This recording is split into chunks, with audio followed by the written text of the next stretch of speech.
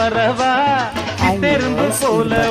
சூப்பராக ஹெவியான கடாய் அமேசானில் தான் ஆர்டர் பண்ணியிருந்தேன். இதோட ப்ரைஸ் பார்த்தீங்கன்னா 950 வந்தது. நான் ஷாப்லலாம் ட்ரை பண்ணி பார்த்தேன், இதே ஃபினிஷிங் இதே மாதிரி என்ன ப்ரைஸ் வருதுன்ட்டு 1300 வந்தது. இதே